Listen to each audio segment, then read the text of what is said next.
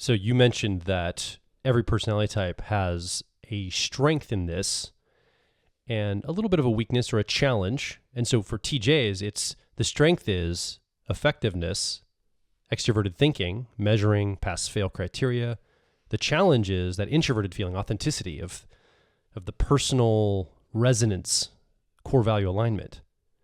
If we flip over to the FP types, that dynamic flips. So they're still using those same two judging functions of effectiveness and authenticity, extroverted thinking and introverted feeling, in the reverse order.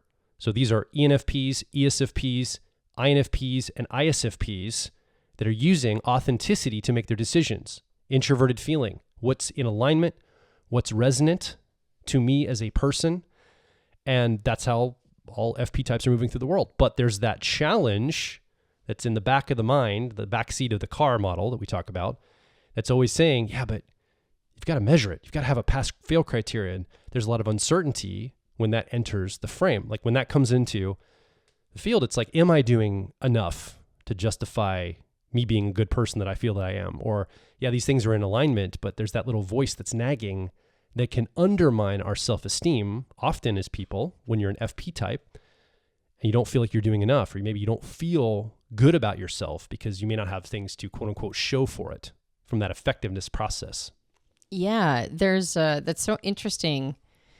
I mean, what a nice advantage as an FP type to be able to have your highest sense of certainty in the most abstract element of all of this, which is who you are as a person, right? Have your highest degree. Now, that doesn't mean that, and there's going to be, I'm sure, some FP types that push back and go, no, I'm very uncertain or insecure, but usually not in being unaware of their intentions and motivations and desires, right? Like being able to see the dark parts of the human spirit and the human soul without that immediately throwing person into an existential crisis, which happens to a lot of other types. You know, the other types go and look at the whole experience of being human and see all of it and all of the, you know, understanding that everything is motivated by a cocktail of motivations and intentions and seeing the good and the bad. For people who use introverted feeling or authenticity as a strength, that's what they do, right? Like that's their field, that's their playground. And so while it's not always pretty, they're not necessarily like their humanness is not undermined by being able to see that. Now, other things might in the outside world might be causing them pain, or they might deal with pain, but there's also a much higher threshold to be able to tolerate emotional pain, which is why sometimes an FP type can get lost there because their ability to hang there is much higher than other types. And so it's like having a high threshold for physical pain, and then you see those people do a bunch of extreme sports and get hurt all the time, right?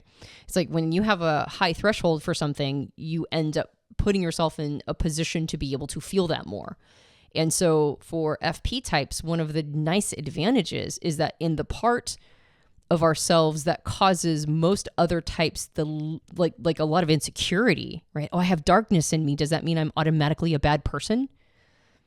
For FP types, they can kind of hang there and they can see that. In fact, they want to see other people be willing to express those parts of who they are because they know that that's true and honest. They know that that's authentic. So that's a major advantage that FP types have, is that their primary estimation appraisal instrument is one that has the least amount of definition, but for them, the highest amount of certainty.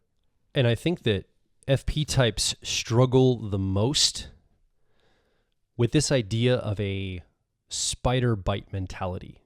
So we've talked about on past episodes, there's a difference between Spider-Man and Batman. Spider-Man was bitten by a radioactive spider and became a superhero without really doing anything. Like he didn't have to go train. He just got it. Where Batman had to make choices and go train and put discipline in to become Batman. And I think introverted feeling authenticity is the most of all the type, like of all the judging functions.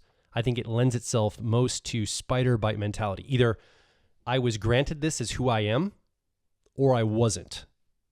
Full stop. I was born with talents and skills and wiring and everything in my biography of who I am, or I wasn't. And that's just how it is. It's like a fatalism almost. And if I have talents or skills, that's just because of who I am. It's not the things I've done in the world.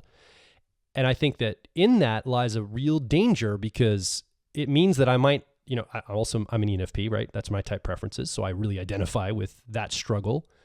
And it means that the FP person, the type that uses authenticity or introverted feeling, may not build self-esteem in certain areas if they don't believe it's their inherent quality or value.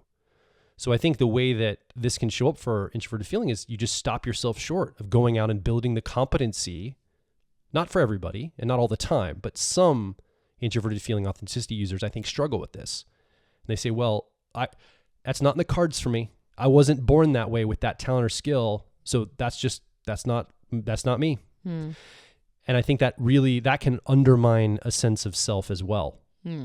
Yeah. Well, and so you're actually speaking to the other side, the place of uncertainty, which would be extroverted thinking or effectiveness, which we just mentioned is a matter of making measured progress and then creating beachheads. Yeah. Right. It's progress over time. Nothing is intrinsic to extroverted thinking or effectiveness. It all has to be built. And so this idea of going for the things you want and then building them over time and rallying the troops and getting the resources together and making it happen, on a timeline, like you mentioned, a linear timeline. Well, if that's a place of uncertainty for you, your ability to do that, then that's where the insecurity is going to lie. That's where the lack of self-esteem is most likely going to live. Is this idea of, can I build something? Can I make measured progress over time? Can I establish something and create a beachhead and then continue to create more beachheads over time?